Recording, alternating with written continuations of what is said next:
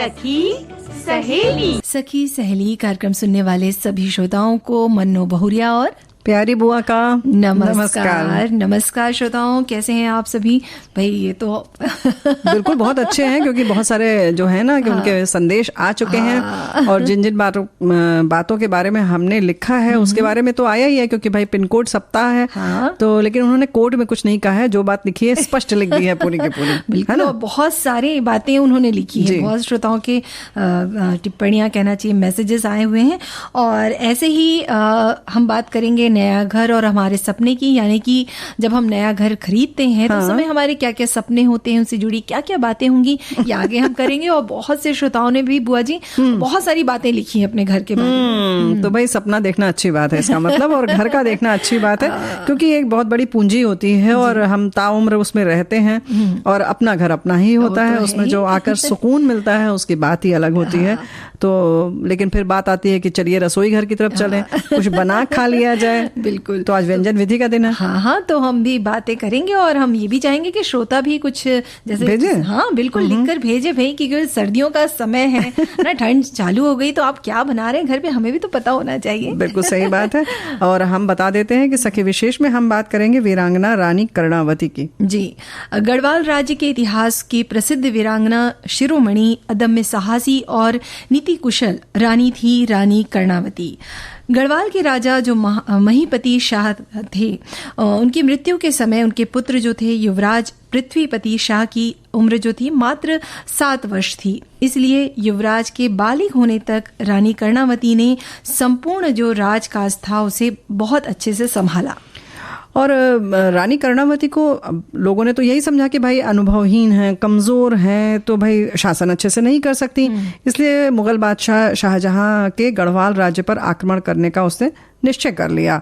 और फिर मतलब वहां पर शेरगढ़ में, जी हाँ, शेरगढ़ में, संतूगढ़ में और नानौरगढ़ में किलों पर उन्होंने अधिकार भी कर लिया। लेकिन मुगलों के आक्रमण की खबर सुनते ही रानी कर्णावती ने अपनी जो सेना है उसको बुलाया और फिर सेना नायकों से परामर्श किया और युद्ध के लिए तैयार हो गई, घबराई नहीं, है ना। और इधर जो मुगल सेना थी उसने मोहन चट्टी, लक्ष्मण झूला और जौहरी मतलब और भी जो स्थान थे उनको पार करते हुए वो आगे बढ़ते आ रहे थे। ऐसी स्थिति में रानी कर्णावती ने बड़ी सूझबूझ और कूटनीति से काम लिया और उन्होंने मुगल बादशाह की जो थी ना अधीनता स्वीकार करने का जो है पहले तो संदेशा भिजवा दिया। हाँ, और बुआ उसके बाद उन्होंने जो मुगल शासक थे उनके द्वारा जो रकम मांगी गई थी उन्होंने ये वादा किया कि वो 2 हफ्तों में ये रकम पहुंचा देंगी। और इस प्रस्ताव से जो मुगल सेना थी वो पीछे हट गई और रुपयों का जो है रकम का इंतजार करने लगी। लेकिन इस तरह 1.5 महीने बीत जाने के बाद भी रानी कर्णावती ने कुछ ही रकम जो है उनको भिजवाई। और इस बीच में क्या हुआ कि गढ़वाल की जो सेना थी उन्होंने जहां रुकी हुई थी मुगल सेना उसके आसपास मतलब के सभी रास्तों को उन्होंने बंद कर दिया। मतलब ये एक मौका था उनके लिए। हाँ, मतलब ये चालाकी की उन्होंने और समझदारी से काम किया। और फिर जैसे कि रास्ते बंद किए तो जाहिर है कि फिर रसद खत्म होने लगी मुगल जो सेना थी उनकी। फिर जहां कहीं भी जो सेना के लोग थे, सिपाही थे, रसद लेने जाते तो स्थानीय लोग उन पर टूट पड़ते, है ना, और उन्हें भगा देते थे और जो भी उनके पास सामान होता था उसे लूट भी लेते थे। तो इस तरह से जाहिर है कि सारी सेना जो है वो खौफ में आ गई, डर गई और भूख भी भाई लगने लगी थी। फिर भूख से और बीमारी से घिरे मुगल जो थे फिर जब बिल्कुल कह सकते हैं ना हताश से हो गए थे वो लोग और भूखे भी थे, बीमार भी हो चुके थे। ऐसे में गढ़वाली सेना ने उन्हें घेर लिया। और जब युद्ध सामग्री उनके पास जो थी, जैसे आपने बताया बुआ जी कि उनके साजो सामान जितने भी थे गढ़वाली सेना ने उन पर कब्जा कर लिया।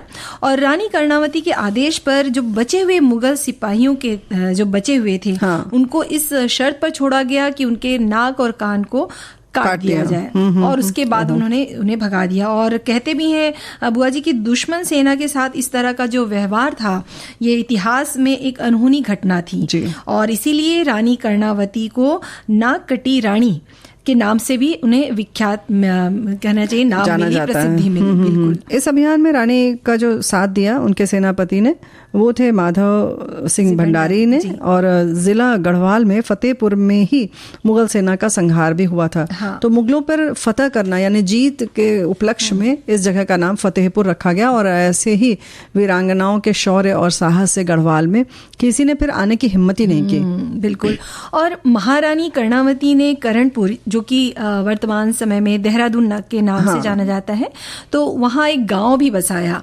साथ ही राजपुर और देहरादून के बीच एक जल स्रोत बनवाकर बिल्कुल सिंचाई की जो सुविधा भी उपलब्ध कराई।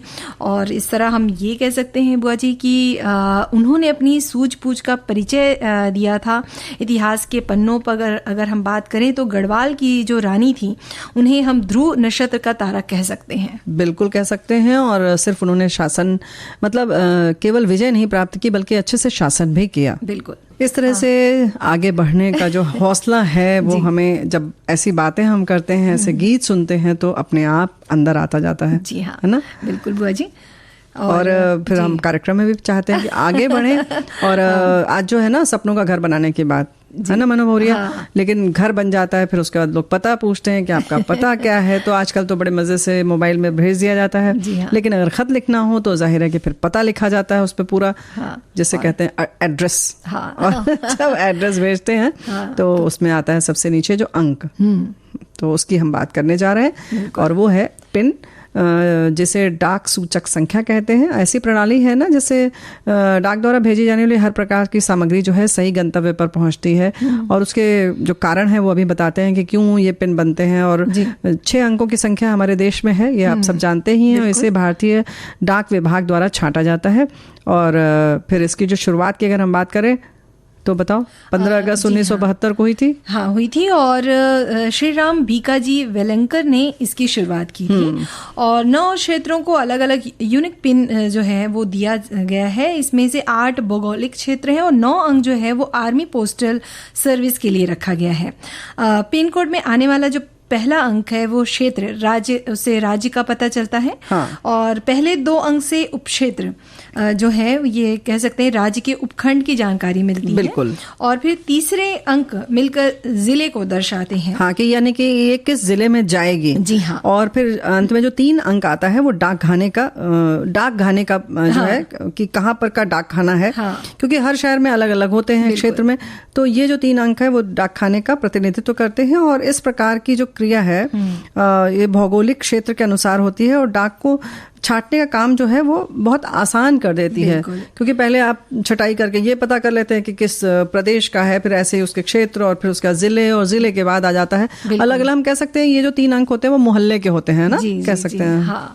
और वो ऐसे ही जैसे हम बात कर ही रहे हैं पिन कोड की, तो अभी 15 जनवरी से 21 जनवरी तक पिन कोड सप्ताह मनाया जा रहा है। और इसे मनाने का उद्देश्य भी यही है कि पिन कोड के लिए ग्राहकों को, खासकर जो लोगों को जागरूक किया जा सके। हाँ, यानी कि पहले तो बधाई देते हैं उन लोगों को जो लिखते हैं पिन, और उन्हें भी बधाई देते हैं कि आप पिन लिखिए। और शुभकामनाएं देते हैं कि आगे जब पत्र लिखेंगे तो जरूर लिखेंगे। इसके लिए एक बात और है कि ये सप्ताह इसलिए भी मनाते हैं कि आप थोड़ा पत्र लिखिए, खतो किताबत कीजिए। सिर्फ मोबाइल पर काम नहीं चलेगा। जब आप लिखेंगे और उन अंकों से आपको प्यार होगा, तो जब जैसे ना होता कहते हैं खत मिला तो लगता है कि आधी मुलाकात हो गई। है ना?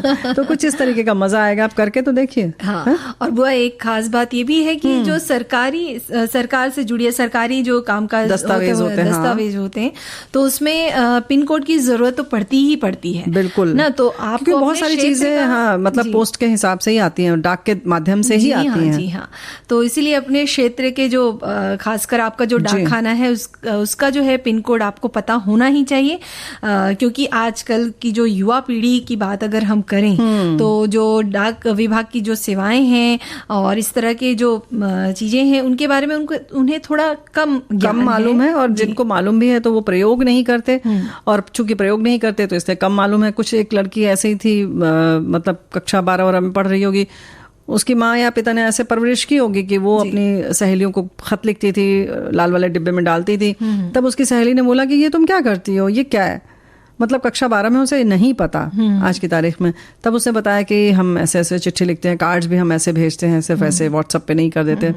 तब उससे पूछा कि तुम्हें ये लिफाफा ये कहाँ से मिला, टिकट कहाँ से मिला। तो इस तरह से थोड़ी थोड़ी जानकारी बढ़ती है। तो अगर आप एक आदमी भी पहल करेगा तो उससे जुड़े हुए जितने लोग हैं आसपास वो चौंकेंगे जरा सा, उन्हें जानकारी मिलेगी और वो हो सकता है प्रेरित हो कि नहीं अब मैं भी खत लिखूंगा या मैं भी हाथ से बना हुआ कार्ड भेजूंगा या भेजूंगी, है ना। लेकिन तुमने जैसे कहा ना मन्नू भौरिया की जरूरी है, लेकिन इसमें हमारे एक साथी शिकायत लिख रहे हैं कि पिन कोड लिखना कितना जरूरी है और लिखने से क्या होता है ये सभी जानते हैं, पर ये सब लिखने के बावजूद 12 दिन हो गए, मेरी बेटी को अभी तक उसको अपना पासपोर्ट नहीं मिल पाया। ऑनलाइन शिकायत भी डाली, ट्रैक से उसकी लोकेशन पता चल रही है, अभी कहीं कभी कहीं, पर प्रॉपर एड्रेस पर नहीं पहुंच रहा है।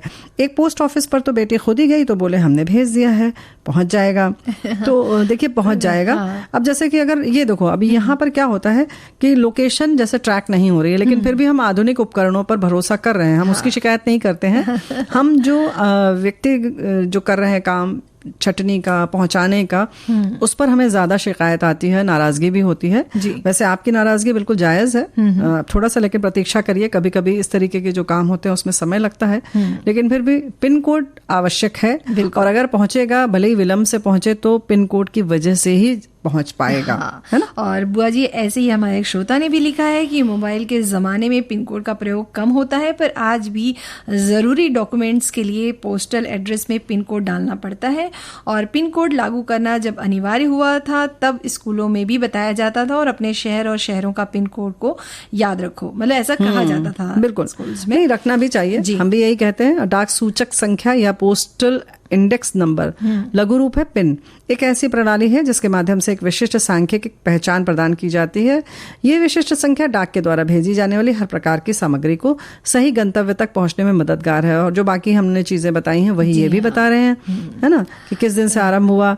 ऐसे ही हमारे और भी साथियों ने लिखा है कि ये मतलब 15 जनवरी से 12 जनवरी तक मनाया जा रहा है। 21 जनवरी तक 15 जनवरी से 21 जनवरी तक मनाया जा रहा है। बस आपको अपना पिन कोड नंबर याद हो तो आपका पत्र कहीं नहीं खोएगा। और इन्होंने भी लिखा है कि पोस्टल इंडेक्स नंबर।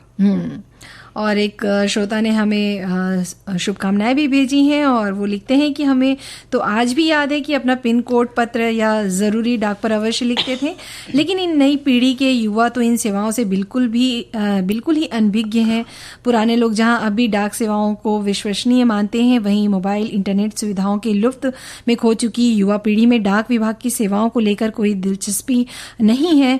हालात ये है कि स्नातक कक्षाओं में पढ़ने वाले काफ़ी छात्र छात्राओं को अपने ही शहर कॉलोनी का पिन कोड तक नहीं मालूम है। पिन कोड के प्रति जागरूकता बढ़ाने के उद्देश्य से सही पिन कोड सप्ताह मनाया जाता है। तो ये हाँ, ये बात बिल्कुल सही आप कह रहे हैं, हमारे एक साथी ने लिखा है। लेकिन ये है कि पिन कोड तो मालूम हो सकता है बहुत आसानी से इंटरनेट के माध्यम से, ये बहुत याद रखने की ज़रूरत नहीं है। आप जैसे अपना तो हमें मालूम है, लेकिन अगर किसी और शहर में भेजना है तो हमें कैसे मालूम चलेगा, आसानी से मिल जाएगा। लेकिन ज़रूरत इस बात की, जब हम खत पहली बात तो लिखने के लिए उत्साहित हों, लिखें, और दूसरा उसके बाद ये याद रखें कि जब हम पता लिख रहे हैं तो उसमें पिन कोड अवश्य लिखें। इस बात को ज़रूर याद रखिए, तो बाकी काम तो आसान हो जाएगा, है ना, क्योंकि मिल जाती है अब चीज़ें, इतनी मुश्किल नहीं है। लेकिन मुश्किल तो शुरुआत अपनी तरफ से है। जी हाँ, बिल्कुल बुआ जी, क्या बात है। भाई देखने की बात है, तो अगर किसी का घर बहुत सुंदर अगर सजा हो तो देखते ही बनता है ना। एक एक कोना, कई ऐसे लोग होते हैं जो अपने घर का एक एक कोना इतने सलीके से, इतने तरीके से सजाते हैं। और हम ये भी कह सकते हैं ना बुआ जी कि घर देखकर लोगों की के व्यक्तित्व का पता चलता है। अगर ऐसा? जी हाँ, बहुत हद तक। जैसे अगर हमने देखा कि घर में एक लाइब्रेरी सजी हुई है, अलग एक कोना है, तो आप समझ जाइए कि उस घर में कोई ना कोई तो होगा जो किताबों से जिसका लगाव हो। तो भाई ऐसा हम कहते हैं। हाँ, बिल्कुल सही बात है। बहुत चीजें सोचनी पड़ेगी फिर तो। तो ये है, पढ़े चाहे नहीं पढ़े, हम सोच रहे हैं अब एक कोना सजा ही लिया जाए। क्या बात है। तो अब ये समझ में आ गया कि ऐसा भी होना चाहिए। वैसे हमारे एक साथी ये लिख रहे हैं कि इन्होंने लिखा कि गांव से शहर आए थे और परिवार से, और 30 पिताजी किराए मकान में रहे। जब पिताजी ने प्लॉट खरीदा तब मैंने जिस किराए पर रहते थे उसको हाथ नापा और बहुत खुश हुआ। पिताजी ने इतना बड़ा सुनकर बहुत खुश हुआ। तो हमारे पिताजी के जीवन भर की कमाई है और हमारे परिवार पर आशीर्वाद मिला था। भगवान की दया से हमारा परिवार भी सुखी है। तो थोड़ा सा इन्होंने कुछ ऐसी टूटी फूटी चीज़ें लिखी हैं, लेकिन खुशी की बात है कि आप आए, फिर आपने अपना घर बनाया प्लॉट लेके। तो अच्छा तो लगता है इंसान की। सच में बात है कि ये हसरत होती है कि हम अपने जो है कि सपनों का महल बनाएं। कोई उसे मकान नहीं कहता, यही कहता है कि सपनों के महल में रहेंगे। हाँ, बिल्कुल। और जब वो साकार होता है तो जाहिर है खुशी होती है।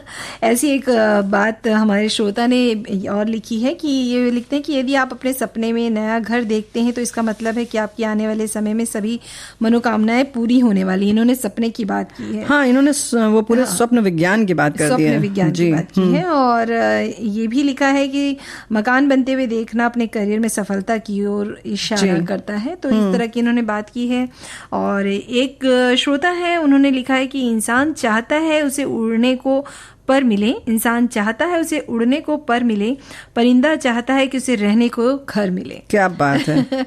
और भी बातें हैं उन्होंने लिखी है। और ऐसे हमारे साथ क्या लिखे? हाँ, बिल्कुल। उन्होंने ये भी लिखा है कि घर ऐसा जगह है, ऐसी जगह होती है जहाँ हर बच्चा अपनी प्राथमिक शिक्षा ग्रहण करता है, जिसमें वह प्रेम, त्याग, आदर, सम्मान, सुख दुख आदि कई भावों को अनुभव करता है। वो घर वीरान सा लगता है जिसमें खूबसूरत रिश्तों से जुड़े लोग ना हों। जब हम घर छोड़कर बाहर जाते हैं तो हमें कोई दुख होता है तो हमें सबसे पहले अपना घर याद आता है, माँ बाप याद आते हैं, तो हर दुख में हर समय साथ रहते हैं। तो इस तरह की बातें इन्होंने इतनी बड़ी भावुक करने वाली बातें हैं। ऐसे हमारे एक साथी ने और लिखा है कि नया घर में नई ऊर्जा, नई उम्मीद का संचार होता है, लेकिन पुराने घर को यूं ही छोड़कर जाने का मन नहीं होता है। मुझे अपना गाँव का घर आज भी याद है। आते हैं बुलाए, मतलब हाँ इन्होंने बुलाए लिख दिया, लेकिन भुलाए नहीं भूलता। वो बचपन की गलियां, वो दरवाजे पर बैठना, घर केवल ईंट पत्थर नहीं, न जाने हमारी कितनी यादें होती हैं जिसमें। और छोटे से कहते हैं ना कि छोटी से छोटी हो, बड़ी से बड़ी हो, सब याद आती है। और हम अभी जहाँ रह रहे हैं वहाँ भी हम कितने दिन के मेहमान हैं पता नहीं।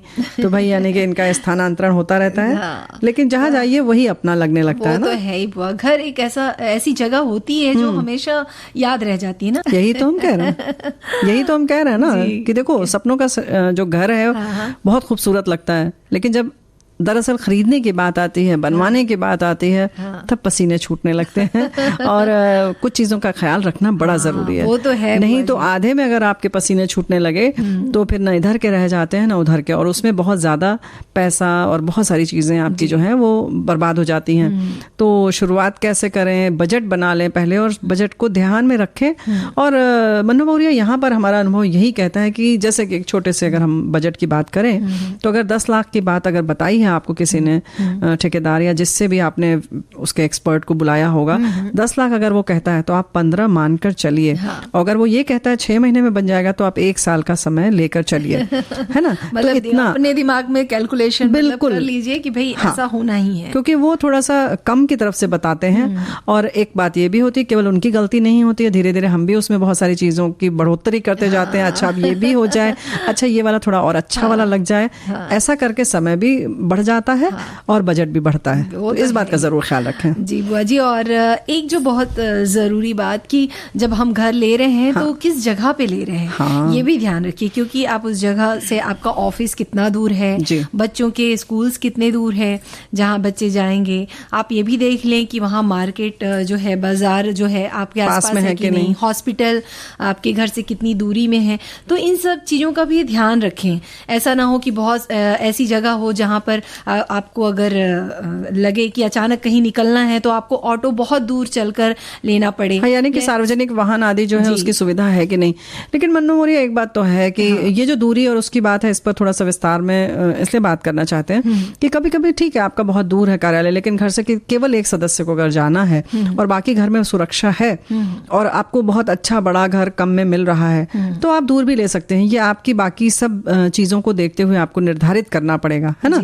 कभी कभी ऐसा होता है कि हमारी जो बहन है वो गृहिणी है मान लीजिए, या घर में हैं और भी लोग हैं सदस्य, ऐसे में केवल किसी एक को जाना है तो वो दूर जाए, लेकिन घर बड़ा खुला अच्छा अगर आपको मिल रहा है कहीं तो आप वो भी ले सकते हैं। फिर आप इन सारी चीज़ों को नहीं जो है ना उसको भी थोड़ा सा नज़रअंदाज कर सकते हैं।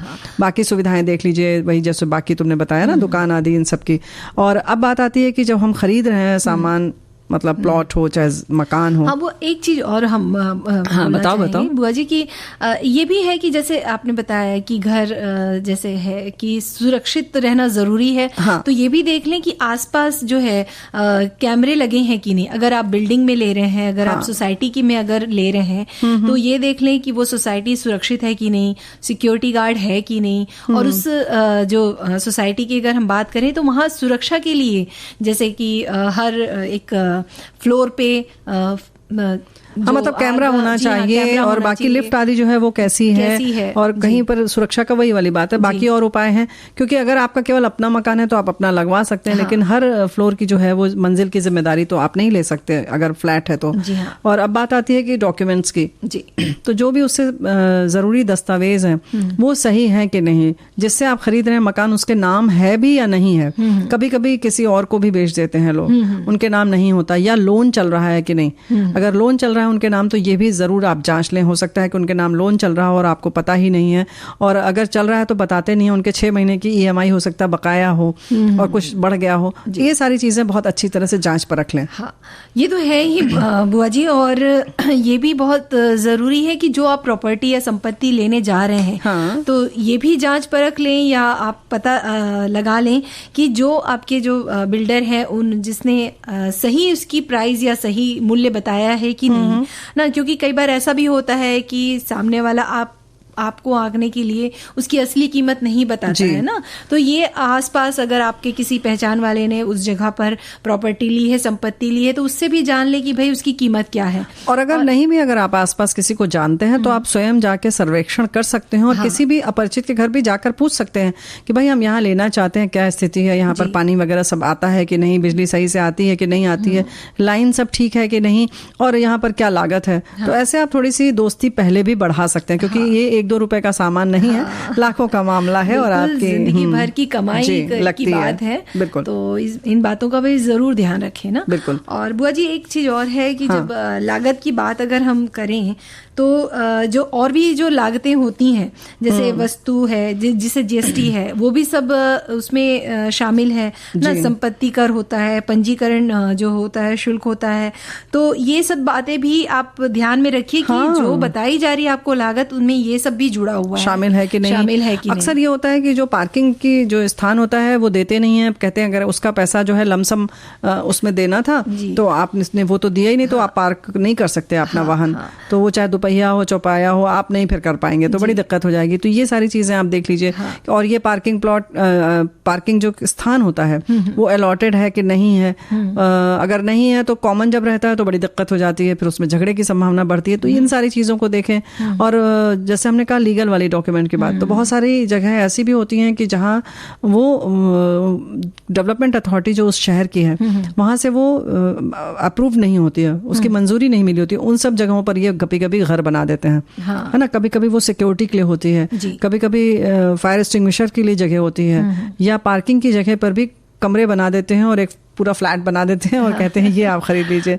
तो बाद में आपकी जो है दिक्कत आ जाती है ना। तो इस तरह की बहुत सी धोखाधड़ी होती है, मतलब इस तरह।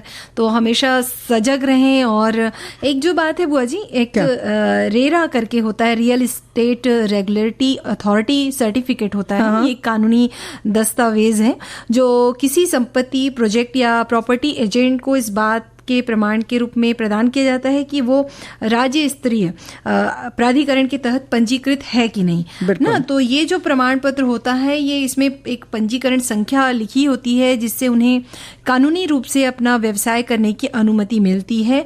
तो इस प्रमाण पत्र से जो है ये धोखाधड़ी की जो संभावना की हम बात कर रहे थे वो कम हो जाती है। इस बारे में भी आप देख लें कि उनके पास ये पंजीकरण संख्या है कि नहीं है। बहुत सारी चीजें हैं, और नहीं अगर आपको लगता है तो इसमें इसमें हाँ ये कि सुरक्षा, ये जो है कि सुरक्षा के संग संग तो आप ये भी देख सकते हैं कि सूचना का अधिकार के तहत आप मांग भी सकते हैं उस महकमे से।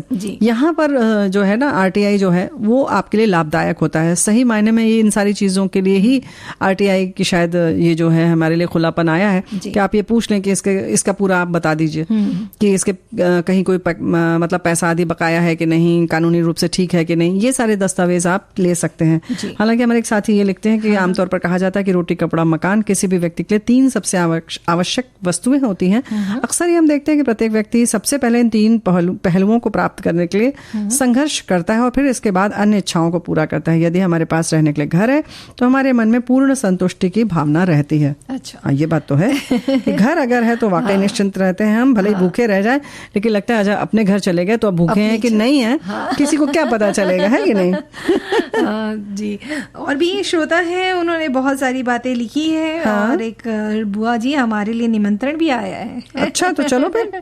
उन्होंने लिखा है कि हमने 2 महीने पहले ही एक नया मकान लिया है, तो आने वाले संडे मतलब रविवार को वास्तु पूजन रखा है, तो सखी सहेली को हम दिल से आमंत्रित करते हैं। वाह वाह, क्या बात है भाई। उस दिन तो कार्यक्रम भी हमारा नहीं होगा तो हम लोग चलेंगे। हाँ बिल्कुल, चलिए, ये बहुत अच्छी बात है। बधाई दे देना नए घर की। बिल्कुल, बहुत बहुत बधाई आपको। और हमारे एक साथी ने और भी संदेश ये लिखा है कि जब हम अपनी योजना अनुसार नया घर बनाते हैं तब हमारे जहन में बहुत सारी कल्पनाएं उठती हैं।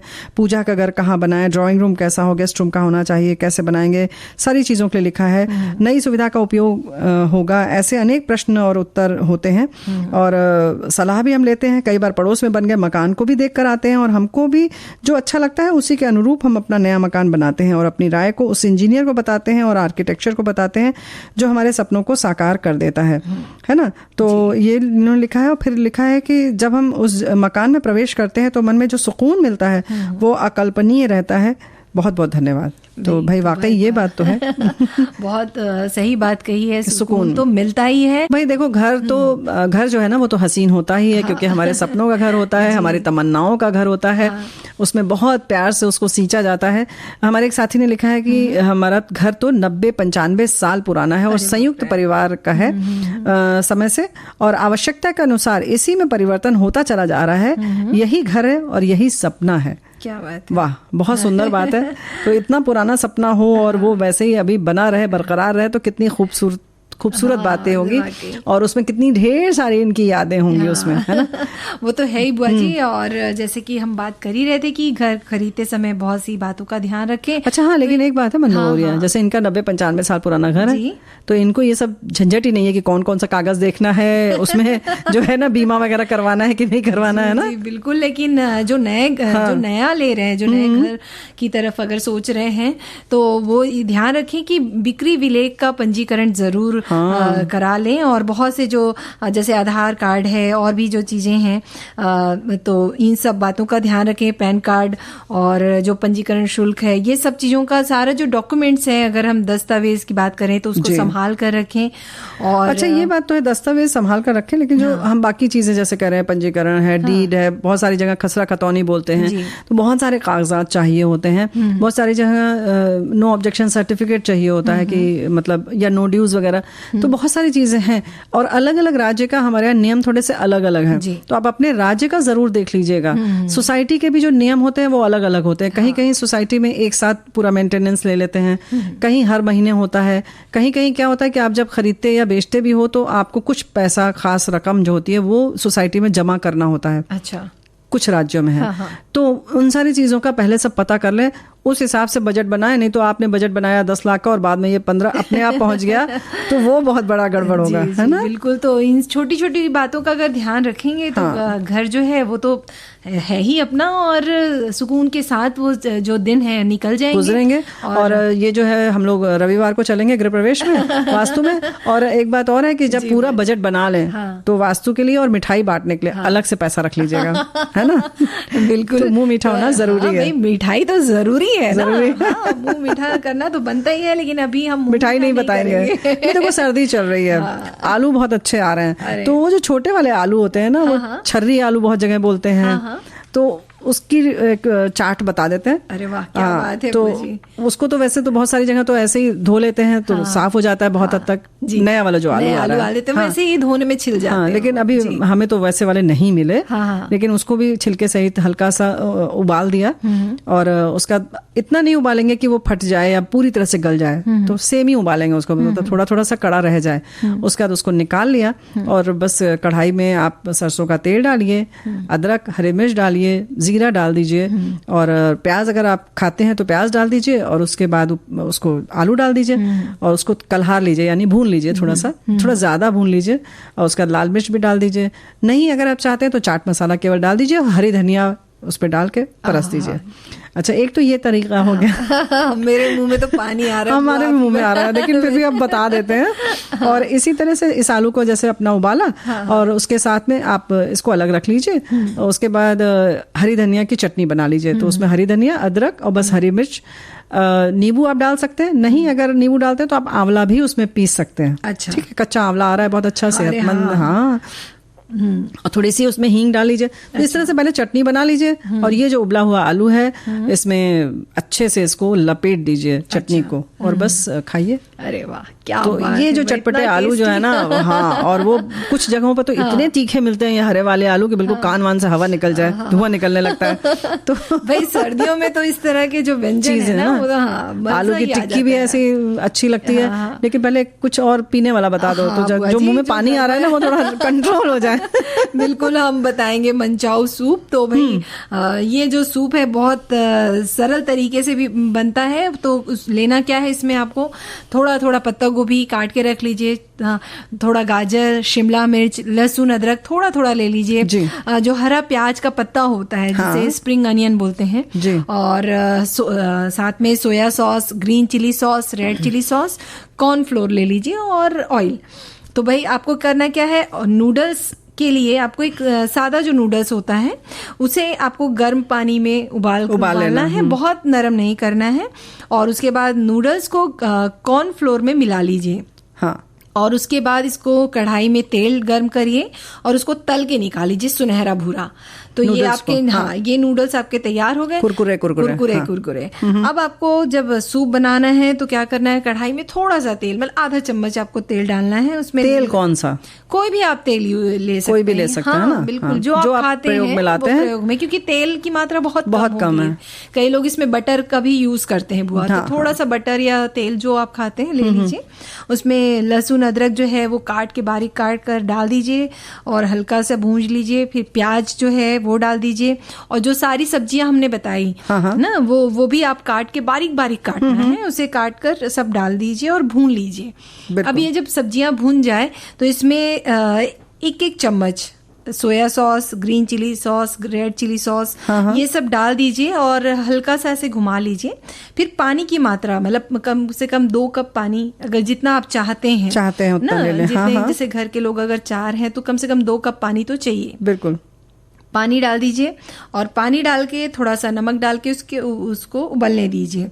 जब उबल जाएगा उसमें फिर एक कॉर्नफ्लोर लीजिए, और 2 चम्मच लीजिए, और उसको पानी से घोल लीजिए, मतलब उसका एक घोल बना लीजिए। और उस घोल को उस पानी में, जो कढ़ाई में जो सब्जियां हैं उसमें डाल दीजिए, और चलाते रहिए ताकि गांठ ना बन जाए। तो क्योंकि कॉर्नफ्लोर अगर आ गया है तो उसमें गांठ बन जाएगी। क्या है, लगातार आप घुमाते रहेंगे ना तो गांठ नहीं बनेगी। और उसके बाद क्या है, थोड़ी सी काली मिर्च पाउडर डाल दीजिए अगर आप खाते हैं, थोड़ा सा धनिया पत्ती डाल दीजिए। और जब भी आप ये सूप लें तो नूडल्स ऊपर से डालिए, डाल के मत रखिए, नहीं तो वो नूडल्स नरम हो जाएंगे। तो आपके मनचाओ सूप तैयार हो गई। क्या बात है, ये तो बड़ा आसान है। तो मुंह में पानी तुम्हारे आके जा चुका, लेकिन हमारे एक साथी ने जो भेजा है उससे भी मुंह में पानी आएगा। रात की बची हुई रोटी, उबले हुए आलू, हरा धनिया, नमक, लाल मिर्च पाउडर वगैरह इन्होंने बताया। तो रोटी के पकौड़े बनाए, उबले हुए आलू को मैश करके उसमें हरा धनिया, नमक, लाल मिर्च पाउडर, हरी मिर्च आदि मिला दीजिए। और अब एक बर्तन में बेसन का घोल तैयार कर लें, इसमें लाल मिर्च पाउडर, नमक, हल्दी, जीरा, हरी मिर्च मिलाइए, पानी डालकर घोल बना लें जैसे पकौड़े के लिए बनाते हैं। और इस घोल में बेकिंग सोडा मिलाकर कुछ देर रख दीजिए। ध्यान रहे घोल ना तो ज्यादा गाढ़ा और ना अधिक पतला। अब रोटी पर मैश किए हुए आलू का मिश्रण फैला दें, फिर रोटी का रोल बना दें, और रोल को 2-3 टुकड़ों में काट लें, है ना, स्प्रिंग रोल जैसा बनता है। फिर एक कढ़ाई में तेल गरम करें, जब तेल गरम हो जाए तो रोटी के रोल को बेसन में डुबोकर कढ़ाई में डालें, रोटी को तल लें, सुनहरा होने तक तलने के बाद गर्मा गर्म रोटी के पकौड़े तैयार। क्या बात है बुआ जी, मतलब ये कह सकते हैं कि अगर बची हुई रोटियां आपके पास हैं तो आप इस तरह से भी उसका यूज कर सकते हैं। अच्छा, हमें तो लग रहा है कि कुछ लोग तो ताजी रोटी का भी बना देंगे। हाँ, वो तो सुनने में तो इतना टेस्टी लग रहा है। और क्या वाकई। और एक श्रोता है बुआ जी, उन्होंने हलवा बताया है। क्या बात है। हाँ, बेसन लेने कहा है, गेहूं का आटा 1 कटोरी, सूजी 2 कटोरी, घी 3 कटोरी, शक्कर, इलायची, सूखे मेवे बारीक कटे हुए। उन्होंने लिखा है कि आगे एक कढ़ाई में आटे अच्छे से मिलाकर उसमें घी डालें, सुनहरा होने तक भुनें। एक बर्तन में 5 कटोरी पानी में शक्कर डालकर उबाल लें। जब आटा सुनहरा सीख जाए तब यह शक्कर वाला पानी उसमें डाल दें। अच्छा, ढक्कन लगाकर पानी डालें। ये पानी बहुत ही तेजी से उड़ता है, हाथ न जलाएं, अच्छे से मिल जाए। जब ढक्कन बंद कर लें तो 10-15 मिनट के लिए इसे चलाते रहें। हटाने के बाद घी छोड़ने लगेगा, तब यह हलवा तैयार हो जाएगा। फिर इसमें सारे ड्राई फ्रूट्स डालकर अच्छी तरह मिला दें और गर्मा गर्म खाएं और खिलाएं। तो भाई ये तो बड़ी अच्छी अच्छी सी चीजें आप लोगों ने बता दी। ऐसे ही आलू की टिक्की भी बनती है, हलवे की तरह नहीं। जैसे टिक्की बनती है वैसे मटर भर के बनाई जा सकती है, सफेद मटर की टिक्की बनाई जा सकती है। व्यंजन तो बहुत सारे, लेकिन समय अब समाप्त। हाँ बिल्कुल बुआ जी, भाई भूख तो लग आई है, घर जाके खाना ही पड़ेगा कुछ लगता है। तुम तो वैसे भी खाती हो, चलो खिलाते हैं। चलिए, तो फिर सखी सहेली कार्यक्रम से आज विदा दीजिए मन्नो बहुरिया और प्यारे बुआ को, और स्वीकार कीजिए हमारा नमस्कार। नमस्कार। विविध भारती।